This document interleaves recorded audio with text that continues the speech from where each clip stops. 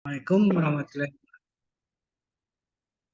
Puji syukur kita ucapkan atas rahmat dan karunia yang telah dilimpahkan Allah pada kita sehingga pada hari ini kita masih diberi kesempatan dalam rangka mempresentasikan penelitian dasar dengan judul pemetaan tingkat bahaya bencana gempa bumi menggunakan sistem peak ground acceleration atau PGA dan nilai kearifan lokal rumah adat Umah dalam mitigasi gempa bumi di Kepulauan Mentawai. Ya.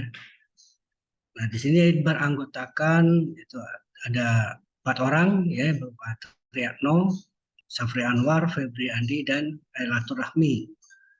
Ya, kemudian yang selanjutnya ada latar belakang. Ya. Nah, penelitian ini dilatar belakangi oleh letak geografis wilayah Indonesia, ya, yaitu terletak di antara pertemuan 3 lempeng, yaitu lempeng Indo-Australia, lempeng Eurasia, dan lempeng Pasifik. Ya, sehingga menyebabkan dari pertemuan 3 lempeng ini menyebabkan wilayah Indonesia itu merupakan daerah yang aktif tektonik. Ya. Nah, dampak dari pergerakan lempeng ini juga menghasilkan gunung api aktif. Nah, Indonesia memiliki 128 gunung api aktif. Ya. Nah, sehingga di sini berdampak pada aktivitas tektonik dan vulkanik yang ada. Ya. Nah, salah satunya adalah berdampak pada gempa. Nah, gempa yang terjadi di sini banyak berupa gempa tektonik ataupun vulkanik, walaupun masih ada gempa lainnya ya berupa gempa runtuhan yang biasanya terdapat pada gua ataupun daerah tambang.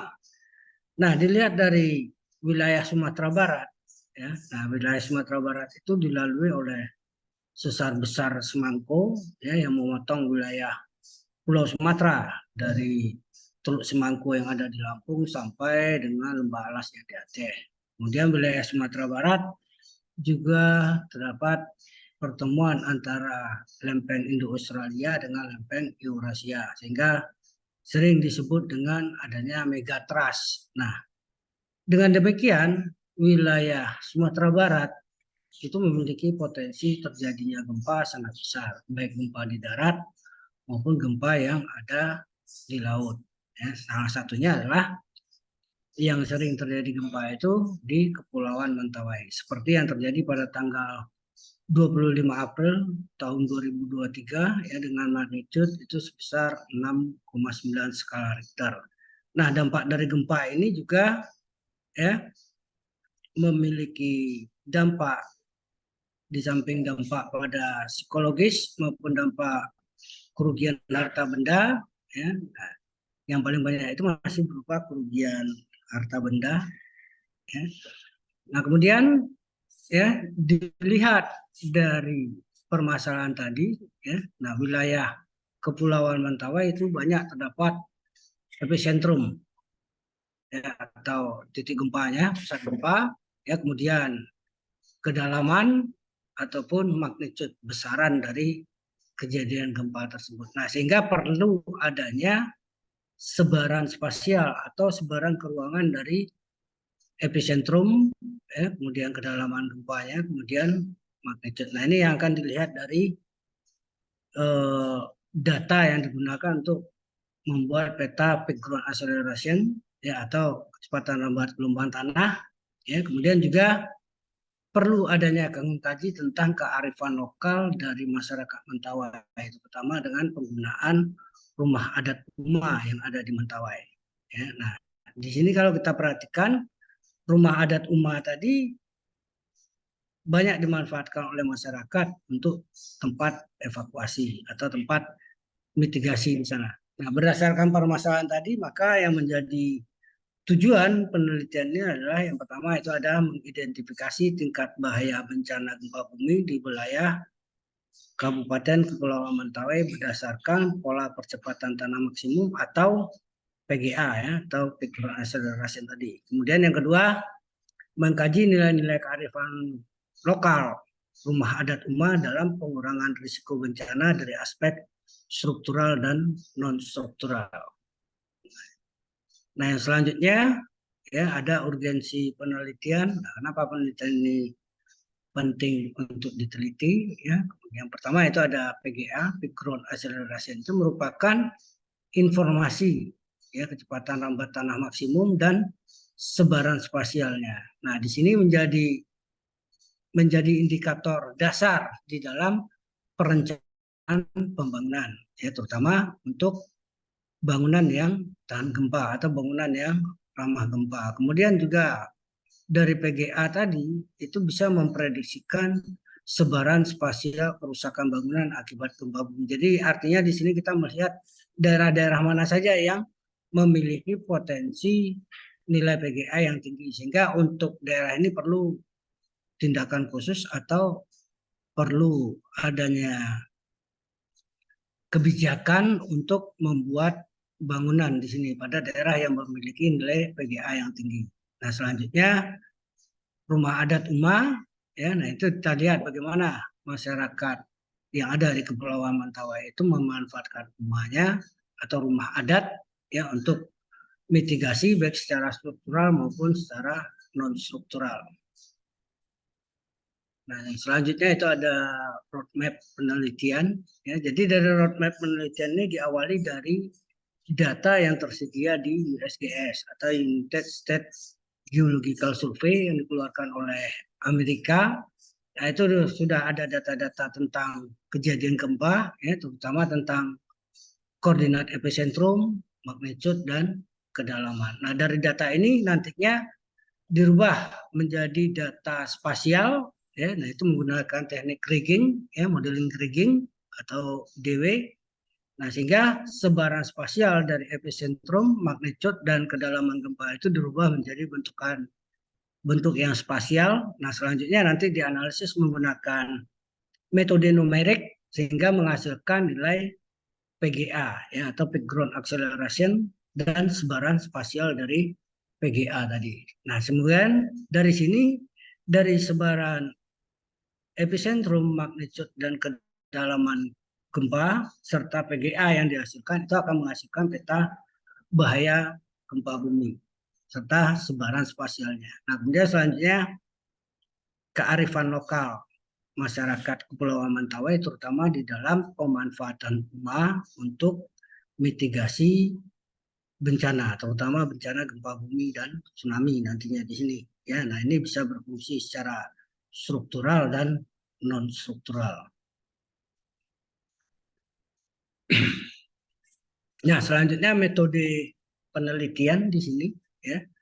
Nah, jadi di dalam penelitian ini metode yang digunakan itu ada dua ya. Ada secara kualitatif dan ada kuantitatif. Ya, nah, di sini yang untuk PGA itu menggunakan metode kuantitatif ya, berupa data epicentrum, magnitude, dan kedalaman serta jarak dari pengamatan ya, itu akan menghasilkan PGA atau Peak Ground Acceleration. Ya, kemudian rumah adat Mentawai ya, atau Uma itu dilihat dari segi kearifan lokalnya untuk mitigasi bencana gempa bumi. Nah, kemudian teknik analisis data. Nah, ini untuk perhitungan PGA atau Peak Ground Acceleration. Nah, itu menggunakan rumus Si dan Midorikawa ya, dengan persamaannya bisa dilihat. Ya. Kemudian yang secara kualitatif, nah itu dari wawancara secara mendalam dengan masyarakat, ya, terutama tentang pemanfaatan rumah itu untuk mitigasi bencana. Ya, selanjutnya ini hasil penelitian masih dalam bentuk peta. Ya. Yang pertama itu ada sebaran spasial dari epicentrum atau pusat gempa. Ya. Nah, jadi kalau dilihat dari kedalaman atau epicentrum gempa itu berada pada kedalaman 7,46 kilo sampai 114,52 kilometer. Ya. Nah, di sini kedalaman itu berada di bagian ya, utara dari Kepulauan Siberut, ya, sedangkan magnitude atau besaran gempa yang terjadi di kepulauan ini sekitar 3,5 sampai 7,58 ya magnitude-nya. Ya. Nah, di sini kalau kita lihat sebaran dari magnitudo gempa yang ada di Kepulauan Mentawai itu banyak tersebar pada daerah laut, ya. Nah, sehingga daerah ini memiliki potensi yang terjadinya gempa dan tsunami di sini, terutama yang di bagian megatrust, ya. Sedangkan yang di gempa darat itu berada di bagian barat laut dan tenggara yang banyak, ya. Nah, selanjutnya ini peta peak ground akselerasi atau PGA. Nah, jadi kalau kita lihat nilai PGA yang dihasilkan dari pemodelan dari metode numerik, ya, dari kedalaman, magnitude, ya, epicentrumnya. Nah, kemudian secara titik pengamatan maka diperoleh hasilnya yang terendah itu berada di sekitar nilainya 89,74 sampai 276,25 gal, ya. Nah, jadi kalau kita lihat sebaran dari nilai PGA yang tersebar di Kepulauan Mentawai, terutama di Kepulauan Siberut, ya, nah itu tersebar di bagian barat laut dan tenggara yang utama, ya. Nah, sehingga untuk ini, ya, untuk pemanfaatan daerah Kepulauan Siberut, nah ini perlu diperhatikan bahwasanya di bagian dari tenggara maupun barat laut, ya, atau di bagian baratnya itu ada sebagian, terutama di dekat di Sikabaluan, ya. Nah, ini memiliki nilai PGA yang tinggi. Nah, sedangkan ketika dilihat dari ground check lapangan, nah, ternyata memang daerah ini yang memiliki daerah yang merah, yang terutama di kepulauan itu masih banyak berupa rawa di sini, ya, sehingga perlu mitigasi yang intensif di sini, terutama daerahnya banyak berada pada daerah dataran.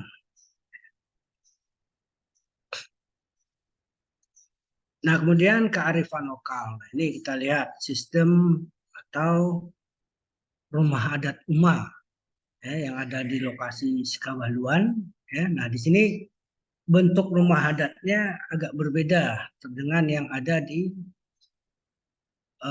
bagian tengah atau di bagian pedalaman dari Kepulauan Siberut, ya. Nah, di sini memang bagian depan atau tangga itu terbuat dari pohon kelapa, ya. Nah, di sini tangganya terbuat dari pohon kelapa, kemudian sistem rumahnya memang rumah panggung. Nah, ini yang ada di Sikabaluan sudah agak maju sedikit, ya. Nah, ini ditandai dengan adanya beton di bagian bawah, ya, untuk pondasinya.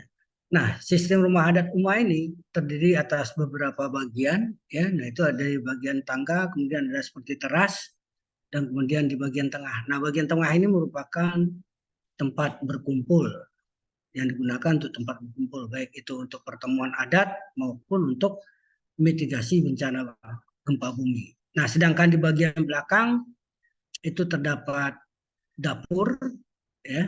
Nah, itu fungsinya untuk dapur umum, ya. Nah, sedangkan ada satu ruangan yang berfungsi untuk menyimpan alat-alat atau perlengkapan dari suku yang ada di sana, ya. Nah, ini kalau kita lihat bentuk rumah adat yang ada di Sikabaluan, ya. Nah, itu atapnya juga hampir sama dengan daerah lainnya, ya. Nah, di sini atapnya terbuat dari daun nipah atau daun kelapa yang dianyam. Nah, di sini fungsinya untuk eh, melindungi dari cuaca, dan juga fungsinya adalah untuk, ya, meredam atau tidak memiliki beban yang berat di bagian atas, sehingga rumah adat rumah ini bisa tahan terhadap gempa.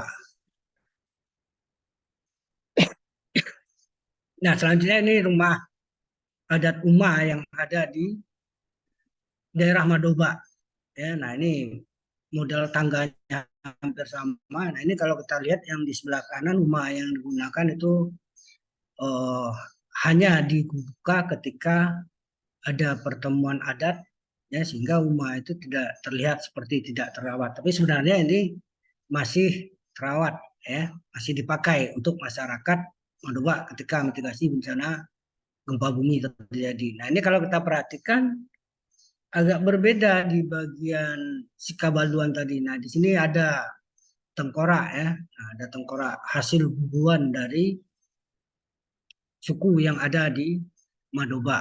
Jadi umah ini digunakan juga untuk acara adat ya, terutama ketika mereka habis berburu. Nah, itu kerangkanya disimpan. Ya, jadi ini fungsinya adalah semakin banyak kerangka hewan buruan yang dipajang di rumah, nah itu menunjukkan eksistensi adat. Nah, tapi secara struktur ruangan, nah itu hampir sama. Jadi di bagian depan itu berupa lantai yang biasa, tapi nantinya di bagian belakang itu agak tinggi. Nah, itu gunanya adalah untuk tempat panggung kalau ada acara tarian. Nah, itu dan itu juga bisa dimanfaatkan oleh masyarakat untuk tempat berkumpul. Ya, jadi membedakan antara laki-laki dan perempuan. Sekian presentasinya. Terima kasih.